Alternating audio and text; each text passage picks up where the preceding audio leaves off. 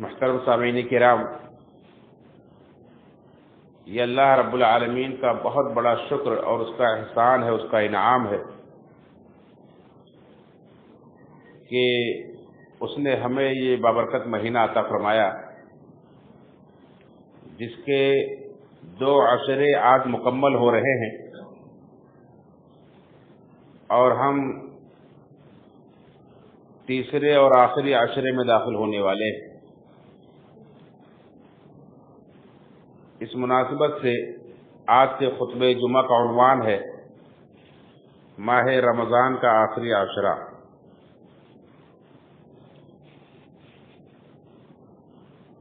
یوں تو پورا مہینہ بڑا ہی بابرکت مہینہ ہے،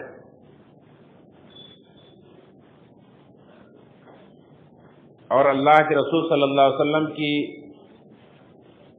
سیرت کا جب ہم مطالعہ کرتے ہیں تو ہمیں معلوم ہوتا ہے کہ اللہ کے نبی صلی اللہ علیہ وسلم اس ماہ مبارک میں اللہ رب العالمین کی بہت زیادہ عبادت کیا کرتے تھے۔ جو ویسے ہی تمام لوگوں میں سب سے زیادہ اللہ سے ڈرنے والے، اللہ رب العالمین کی بات کرنے والے تھے، سب سے زیادہ سخی تھے، اس مہینے کو پاتے ہی آپ صلی اللہ علیہ وسلم کی سخاوت اور بڑھ جاتی تھی۔ یہاں تک کہ صحابی رسول عبداللہ بن عباس رضی اللہ عنہ فرماتے ہیں کہ اللہ کے رسول صلی اللہ علیہ وسلم کی سخاوت اس مہینے میں تیز ہوا سے بھی زیادہ بڑھ جاتی تھی۔ انہی اللہ کے رسول صلی اللہ علیہ وسلم کے بارے میں آپ کی زوج مطہرہ عائشہ صدیقہ رضی اللہ عنہا فرماتی ہیں کہ کان رسول اللہ صلی اللہ علیہ وسلم یجتہد فی العشر الاواخر ما لا یجتہد فی غیرہا۔ یہ صحیح مسلم حدیث نمبر 1175 کی روایت ہے کہ اللہ کے رسول صلی اللہ علیہ وسلم آخری عشرے میں اللہ کی عبادت میں جو محنت کیا کرتے تھے وہ اس کے علاوہ دنوں میں بھی نہیں کرتے تھے، جس سے پتہ چلتا ہے کہ آخری عشرہ مومنوں کے لیے، روزے داروں کے لیے، عبادت گزاروں کے لیے بہت ہی اہم عشرہ ہے۔ اس عشرے کا ایک ایک لمحہ بڑا قیمتی ہے اور اسے یوں ہی نہیں گزارنا چاہیے۔ خصوصی طور پر اس کی راتیں بڑی قیمتی ہیں، اس لیے اللہ کے نبی صلی اللہ علیہ وسلم اس عشرے کی راتوں پر خصوصی توجہ دیتے تھے، اور اللہ کے نبی صلی اللہ علیہ وسلم کا یوں تو معمول تھا کہ آپ کبھی بھی پوری رات عبادت نہیں کرتے تھے۔ سال کے 11 مہینوں میں آپ کا معمول تھا کہ رات میں اللہ کی عبادت بھی کرتے تھے اور سوتے بھی تھے، لیکن اس آخری عشرے کے تعلق سے آپ صلی اللہ علیہ وسلم کا معمول مومنین عائشہ صدیقہ رضی اللہ عنہا فرماتی ہیں، صحیح بخاری اور مسلم کی روایت ہے، صحیح بخاری کے حدیث نمبر 2024 اور صحیح مسلم کے حدیث نمبر 1175 ہے، فرماتی ہیں ان النبی صلی اللہ علیہ وسلم کان اذا دخل العشر احیا لیلہ وایقظ اہلہ وشد مئزرہ، کہ اللہ کے رسول صلی اللہ علیہ وسلم کا معمول یہ تھا کہ جب رمضان کا آخری عشرہ داخل ہو جاتا تھا، رمضان کا آخری عشرہ شروع ہو جاتا تھا، احیا لیلہ، تو رات بھر جاگتے تھے، وایقظ اہلہ، اور صرف خود نہیں جاگتے تھے بلکہ اپنے اہل و عیال کو، اپنے گھر والوں کو بھی جگاتے تھے، وشد مئزرہ، اور اپنی کمر کس لیتے تھے۔ اپنی کمر کس لیتے تھے مطلب اپنے آپ کو اللہ کی عبادت کے لیے تیار کر لیتے تھے، محنت کرنے کے لیے اپنے آپ کو تیار کر لیتے تھے۔ اور ایک مطلب یہ بھی ہے اپنی کمر کس لیتے تھے یعنی اپنی بیویوں سے الگ ہو جاتے تھے۔ یہ پورا عشرہ اللہ کی عبادت میں ہی گزارتے تھے، بیویوں سے ہم بستری بھی نہیں کرتے تھے۔ حالانکہ راتوں میں اللہ رب العالمین نے حلال قرار دیا ہے لیکن اللہ کے نبی صلی اللہ علیہ وسلم چونکہ اس آخری عشرے کا اعتکاف کیا کرتے تھے، اس لیے آپ بیویوں سے بھی الگ ہو جاتے تھے۔ دیکھیں اللہ کے نبی صلی اللہ علیہ وسلم کو اللہ رب العالمین نے لوگوں کے لیے رسول بنا کر بھیجا ہے، ساری جہان کے لیے رحمت بنا کر بھیجا ہے۔ آپ صلی اللہ علیہ وسلم کو اپنی امت کی بہت ساری ذمہ داریاں ہوتی تھی، بہت ساری فکریں ہوتی تھی، لیکن اس کے باوجود بھی کہ اللہ کے نبی صلی اللہ علیہ وسلم اللہ کی امانت کے ادا کرنے میں بڑے امین تھے، اللہ کی رسالت کے پہنچانے کے پورے ذمہ دار تھے اور بڑی امانت داری کے ساتھ آپ نے پہنچائی۔ آپ کی بیوی بچے بھی تھے، بلکہ اللہ کے نبی صلی اللہ علیہ وسلم کی بیک وقت 11 بیویاں تھیں۔ یہ ساری ذمہ داریوں کے باوجود بھی اللہ کے نبی صلی اللہ علیہ وسلم سب سے الگ ہو کر ساری ذمہ داریوں کو چھوڑ کر کے اپنے آپ کو اللہ رب العالمین کی عبادت کے لیے وقف کر دیتے تھے۔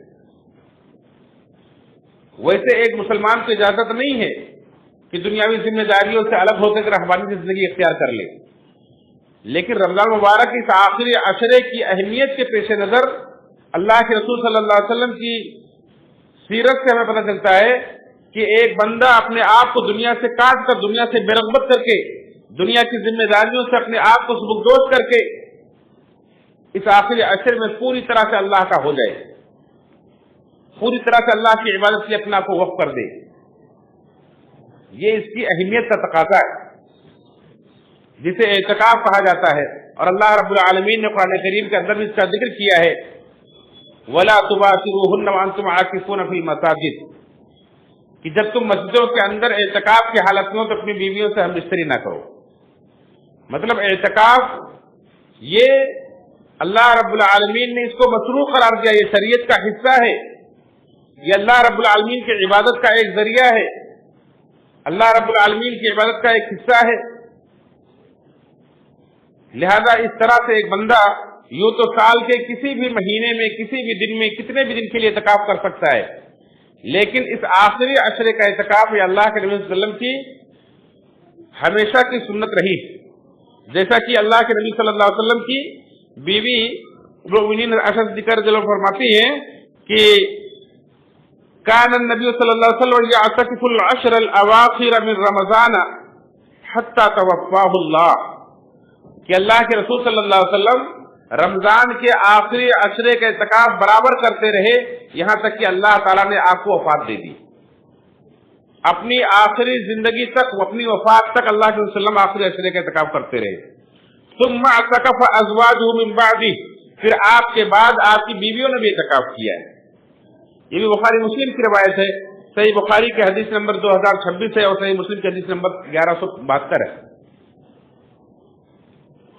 مردوں عورتوں دونوں کے لیے اللہ رب العالمین نے اعتکاف کو مشروع قرار دیا ہے، اور سال میں کبھی بھی انسان اعتکاف کر سکتا ہے، جیسا کہ فاروق رضی اللہ عنہ کا واقعہ ہے کہ انہوں نے اللہ کے رسول صلی اللہ علیہ وسلم کے سامنے اس کا ذکر کیا کہ اللہ کے رسول صلی اللہ علیہ وسلم، میں نے زمانے جاہلیت میں ایک نظر مانی تھی کہ میں خانہ کعبہ میں ایک دن کا اعتکاف کروں گا، تو کیا میں اپنی نظر پوری کروں؟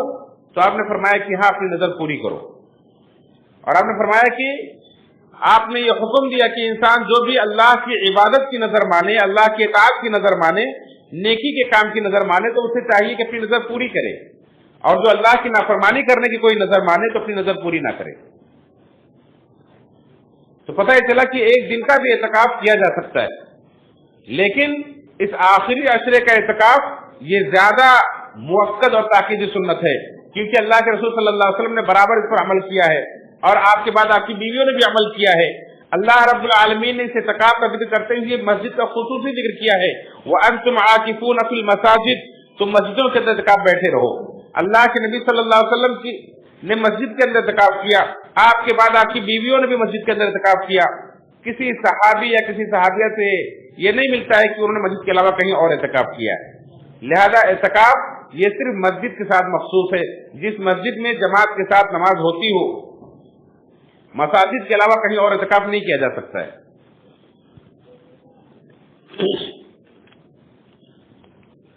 اعتکاف کرنے کی کوئی الگ سے خاص فضیلت تو احادیث کے اندر وارد نہیں ہوئی، لیکن اللہ رب العالمین ایسے بندوں سے جو اللہ کی عبادت کے لیے اپنے آپ کو وقف کر دیتے ہیں، اپنے آپ کو فارغ کر لیتے ہیں، اس تعلق سے بڑی فضیلت آئی۔ جیسے ایک مشہور حدیث آپ نے سنی ہوگی کہ اللہ رب العالمین، حدیث قدسی، اللہ رب العالمین بندوں سے کہتا ہے کہ اے ابن آدم، میری عبادت کے لیے اپنے آپ کو فارغ کر لے، میں تیری ضرورتیں پوری کر دوں گا، تیرے دل کے اندر غنا رکھ دوں گا، اور اگر تو نے میری عبادت کے لیے اپنے آپ کو فارغ نہیں کیا تو میں تیری محتاجی تیرے سامنے رکھ دوں گا، تیرے دونوں ہاتھوں کو کام سے بھر دوں گا، یعنی تیری ضرورت کبھی پوری نہیں ہوگی، تیرے دونوں ہاتھ ہمیشہ کام سے پر ہوں گے، ہمیشہ کام کرتا رہے گا، اللہ کی عبادت کے لیے وقت نہیں نکالے گا، ہمیشہ کام کرتا رہے گا، لیکن تیری ضرورت کبھی پوری نہیں ہوگی، ہمیشہ تو محتاج رہے گا۔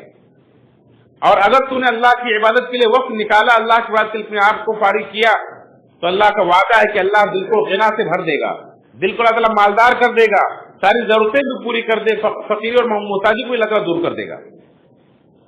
انسان اللہ کی عبادت کے لیے وقت اس لیے نہیں نکالتا ہے کہ فلاں ضرورت ہے، فلاں کام باقی ہے، اتنا نقصان ہو جائے گا، اتنا لاس ہو جائے گا، روم کا دکان کا کرایہ کہاں سے نکلے گا، آدمی کو تنخواہ کہاں سے دے گا، یہ ساری ضرورتیں شیطان لا کر سامنے کھڑا کر دیتا ہے۔ انسان فرائض نماز کے لیے بھی وقت نہیں نکال پاتا ہے، فرض نمازیں بھی چھوڑ دیتا ہے، فرض روزے بھی چھوڑ دیتا ہے، حج اس کے اوپر واجب ہو چکا ہے لیکن حج کے لیے نہیں جا رہا ہے کہ 35 دن 40 دن جاؤں گا تو اتنا نقصان ہو جائے گا۔ یہ محتاجی ہے، یہ فقیری ہے حقیقت میں۔ اللہ رب العالمین کی عبادت کے لیے وقت نکالنا چاہیے، کیونکہ ہماری زندگی کا مقصد ہی اللہ نے عبادت رکھا ہے۔ وما خلقت الجن والانس الا ليعبدون، اللہ رب العالمین فرمایا کہ میں نے انسانوں جناتوں کو صرف اپنی عبادت کے لیے پیدا کیا ہے۔ ما اريد منهم من رزق وما اريد ان يطعمون، میں یہ نہیں چاہتا ہوں کہ وہ مجھے کوئی روزی دے، یا میں نہیں چاہتا کہ مجھے کھلائے پلائے۔ اللہ رب العالمین فرماتا ہے کہ میں بندوں سے روزی، بندوں سے کھانا نہیں چاہتا ہوں۔ ان اللہ هو الرزاق ذو القوة المتین، اللہ تعالیٰ تو خود سب سے بڑا رزاق ہے، وہ طاقت و قوت کا مالک۔ اللہ رب العالمین نے جب انسان کو پیدا کرنا چاہا تو فرشتوں نے کیا کہا تھا کہ اللہ تو ایسی مخلوق کو کیوں پیدا کرتا ہے تو زمین میں جا کر کے فساد کرے گی، کیا ہم تیری عبادت کے لیے، تیری تسبیح اور تیری تقدیس کے لیے کافی نہیں ہیں؟ بے شمار فرشتے، اللہ کے رسول صلی اللہ علیہ وسلم فرمایا کہ ساتوں آسمان میں 4 انگل جگہ بھی ایسی نہیں ہے کہ جہاں کوئی نہ کوئی فرشتہ سجدے میں سر رکھ کے اللہ کی تسبیح و تحمید نہ کر رہا ہو، اس کی تقدیس نہ بیان کر رہا ہو، ان کے بوجھ سے آسمان چرچرا رہا ہے۔ یہ مقرب فرشتے کیا کرتے ہیں؟ اللہ رب العالمین کی تسبیح و تقدیس تو کرتے ہیں، اور اللہ رب العالمین نے ہمیں اور آپ کو بھی اپنی عبادت کے لیے، اپنی تسبیح کے لیے، اپنے ذکر کے لیے تو پیدا کیا ہے۔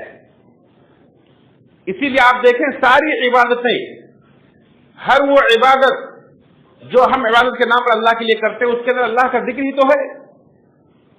ابن قیم رحمۃ اللہ علیہ فرماتے ہیں کہ ساری عبادت اسی لیے مشروع کی گئی ہے تاکہ اس کے ذریعے سے آپ اللہ کا ذکر کریں۔ اس لیے جس عبادت کے اندر زیادہ سے زیادہ اللہ کا ذکر ہوتا ہے وہ عبادت سب سے افضل ہوتی ہے۔ یہاں تک کہ ایک روایت ہے کہ روزے کے بارے میں پوچھا گیا کہ سب سے افضل روزے دار کون ہے، تو اللہ کے رسول صلی اللہ علیہ وسلم نے فرمایا کہ سب سے افضل روزے دار وہ ہیں جو سب سے زیادہ اللہ کا ذکر کرنے والے۔ اگر ہم صرف بھوکے اور پیاسے رہے، ہماری زندگیوں میں اللہ کا ذکر نہ ہو تو ہماری یہ روزے کس کام کے؟ تو اللہ رب العالمین کی عبادت کے لیے اپنے آپ کو فارغ کریں۔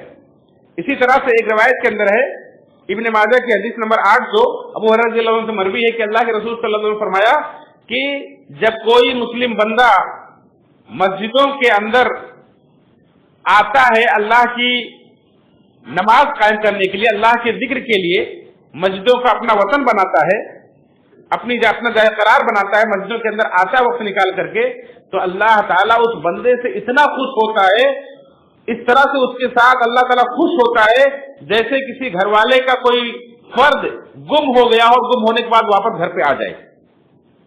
آپ کے گھر کا کوئی فرد جب گم ہو جائے، غائب ہو جائے، اور اس کے بعد ایک لمبی مدت کے بعد آپ کے پاس لوٹ کر جب آئے تو گھر والوں کی خوشی کا کیا عالم ہوتا ہے۔ वही खुशी अल्लाह ताला को उस बंदे से होती है जो बंदा मस्जिद में आता है कि चलो जाकर के वहां अल्लाह का जिक्र करेंगे, जाकर के नमाज कायम करेंगे। तो एक बंदा जो 10 दिन अपने आप को अल्लाह की इबादत की वक़्फ़ कर देता है, अल्लाह ताला उस बंदे से कितना खुश होता होगा। इसलिए इतिकाफ बहुत ही अफजल तरीन अमल है और अल्लाह के रसूल सल्लल्लाहु अलैहि वसल्लम ने, आपकी बीवियों ने इतिकाफ किया है। इतिकाफ के अंदर कोई अलग से मखसूस दुआ नहीं, कोई अलग से मखसूस इबादत भी नहीं। वही इबादत जो हम आम दिनों में करते हैं, वही इबादत जो हमने रमजान के 2 अशरों में किए हैं, उसी को और ज्यादा अच्छे से और ज्यादा मेहनत के साथ और ज्यादा शिद्दत के साथ हमें अंजाम देना है। अपने आप को दूसरी जिम्मेदारियों से फारिग करके अल्लाह की इबादत के लिए अपना को वक़्फ़ कर देना है। देखें किस तरह से दुनिया हमें अल्लाह रब्बुल आलमीन के जिक्र से भटकाती है, अल्लाह के जिक्र से गाफिल करने के लिए तरह तरह की चीजें हमारे सामने मुज़य्यन करके आती है दुनिया कि आखिरी अशरा जो अल्लाह की इबादत के लिए सबसे मौजूद अशरा है, सबसे बेहतरीन अशरा है। इस आखिरी अशरे को जहां एक तरफ शैतान ने ज़हन और दिमाग में ये ख्याल डाल दिया है कि आखिरी अशरे में ज्यादा दुकानें चलती, आखिरी अशरा ज्यादा कमाई के लिए। क्यों? खरीदारों की दुकान जहनों में ये चीज है कि आखिरी अशरे में ज्यादा अच्छा माल आता है, ज्यादा अच्छे कपड़े आते हैं, ज्यादा अच्छे जूते आते हैं, ज्यादा अच्छे जेवरात आते हैं। तो आखिरी अशरे में मार्केट फुल हो जाती है, मस्जिद खाली हो जाती है। जबकि अल्लाह उसके रसूल सल्लल्लाहु अलैहि वसल्लम का कहना क्या है कि आखिरी अशरा तुम्हारी इबादत के लिए ज्यादा बेहतर है। और हमने शुरू में ही क़यामुल लैल 3 दिन में और 1 हफ्ते में और 10 दिन में खत्म करके कुरान खत्म करके एक रस्म पूरी कर ली और उसके बाद आखिरी अशरा हमने तिजारत के लिए वक़्फ़ कर दिया। ये कितना बड़ा धोखा हम अपने आप को दे रहे हैं, अपना नुकसान कर रहे हैं। जो अल्लाह रब्बुल आलमीन की रहमतें हमें लूटने मिल रही थी आखिरी अशरे में, हमने अपने आप को उससे महरूम कर लिया है।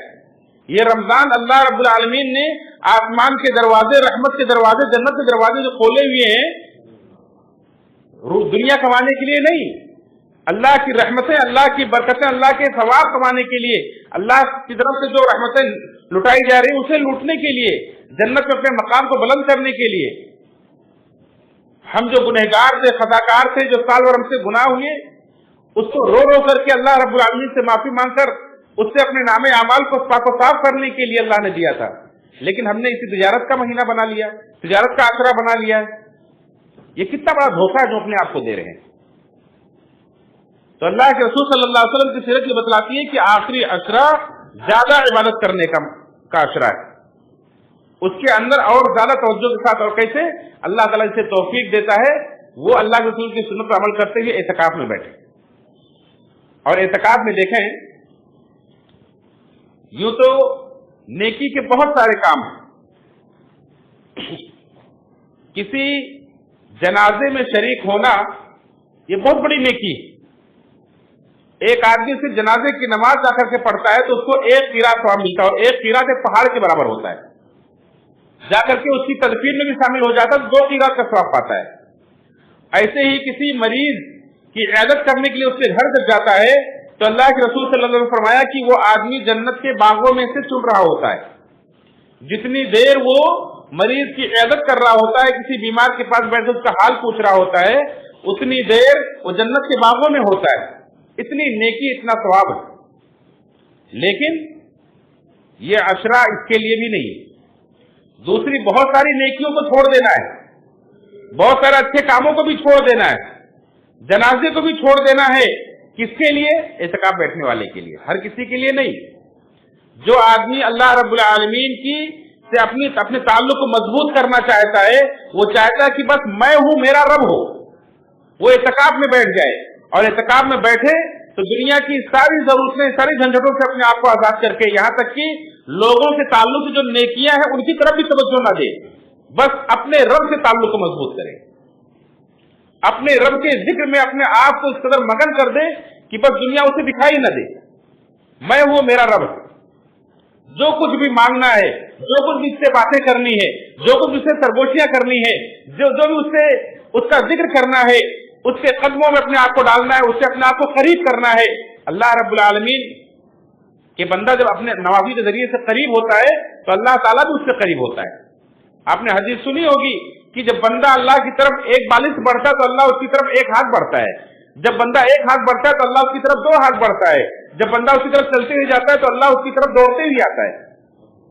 یہاں تک کہ بندہ اپنے نوافل کے ذریعے سے اللہ رب العالمین کے وہ مقام حاصل کر لیتا ہے کہ اللہ تعالیٰ فرماتا ہے کہ میں اس کے کان بن جاتا ہوں جس سے وہ سنتا ہے, میں اس کی آنکھیں بن جاتا ہوں جس سے وہ دیکھتا ہے, میں اس کے ہاتھ بن جاتا ہوں جس سے وہ پکڑتا ہے. یعنی بندے کے کان پھر اللہ رب العالمین کی مرضی کے مطابق استعمال ہونے لگتے ہیں, بندے کی آنکھیں اللہ کی مرضی کے مطابق استعمال ہونے لگتی ہیں, بندے کے ہاتھ, اس کے پیر, اس کے سارے اعضاء اللہ رب العالمین کی مرضی کے مطابق استعمال ہونے لگتے ہیں.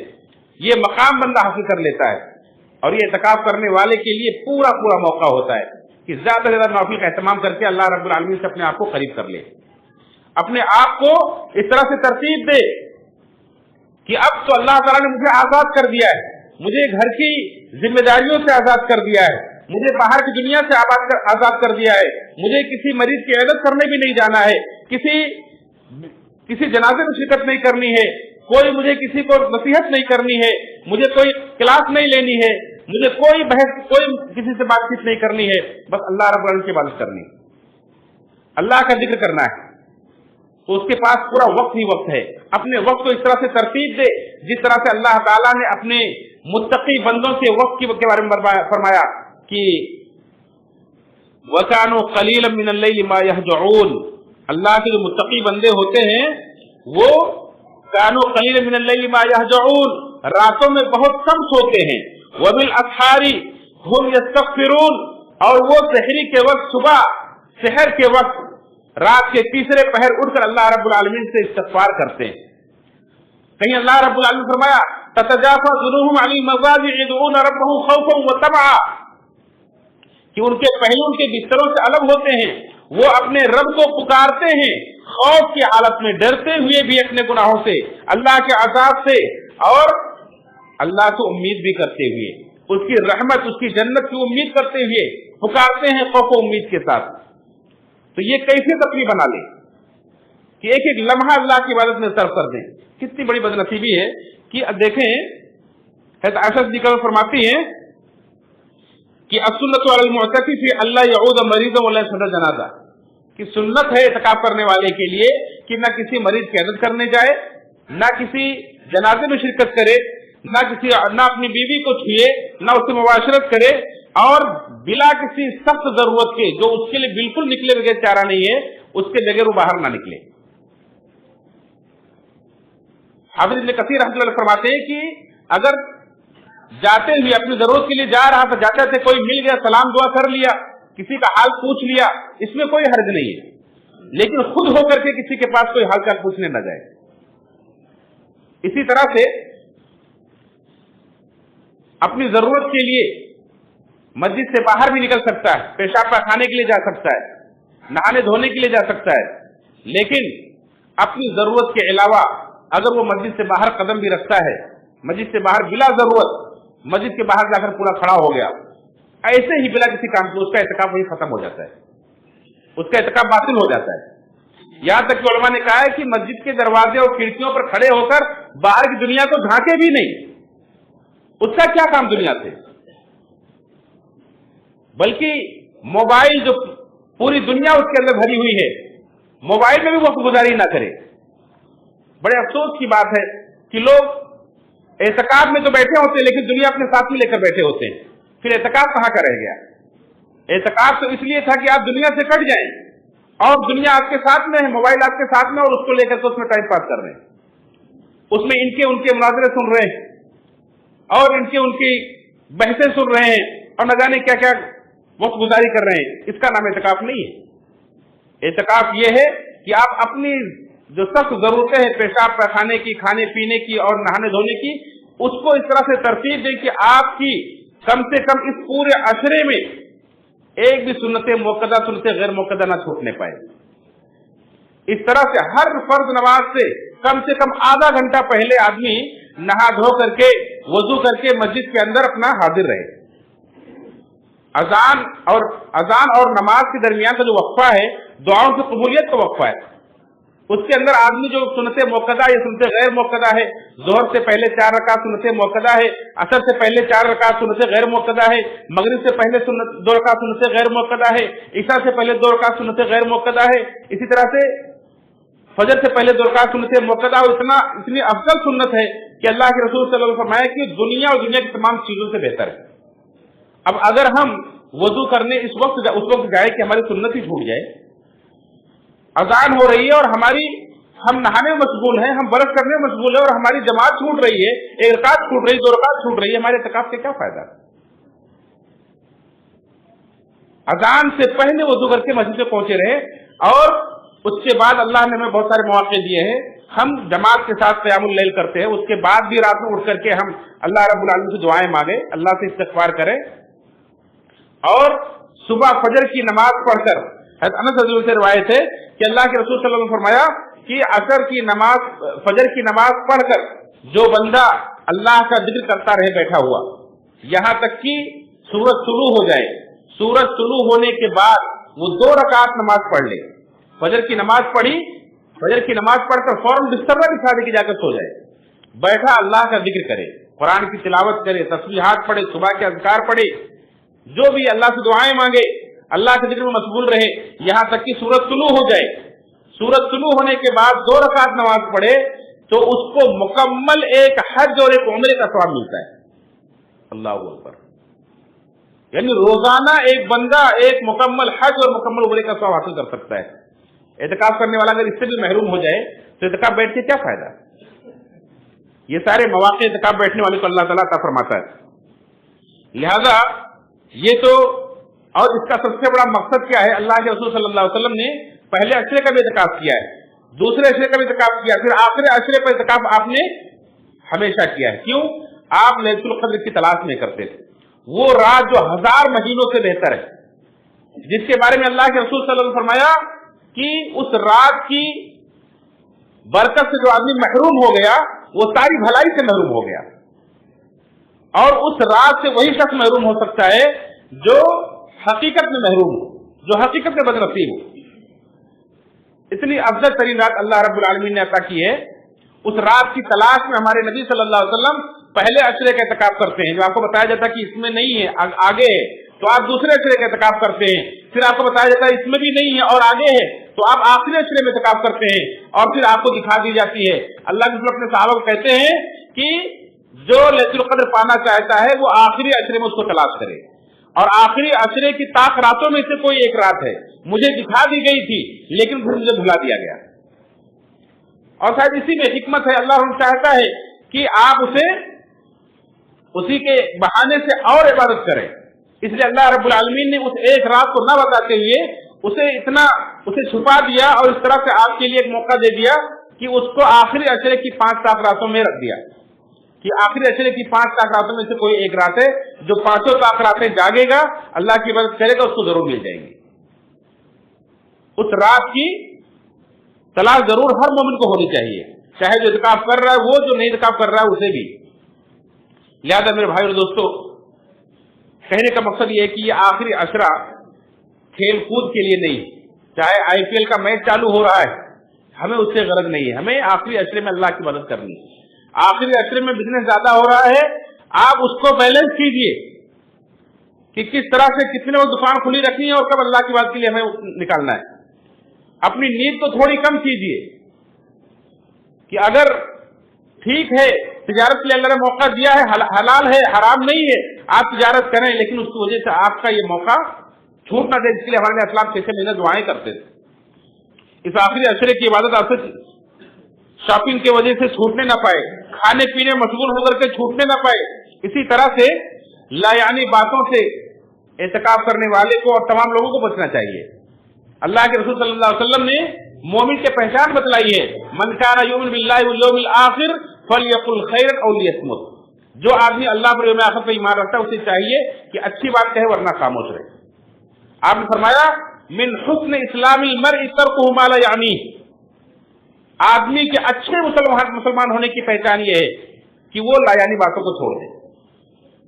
और आप जानते हैं कि रमजान के महीने में सिर्फ खाने पीने के छोड़ने का नाम रोजा नहीं है, बल्कि लग़्व और बेहुदा बातों से बचने का नाम भी रोजा है।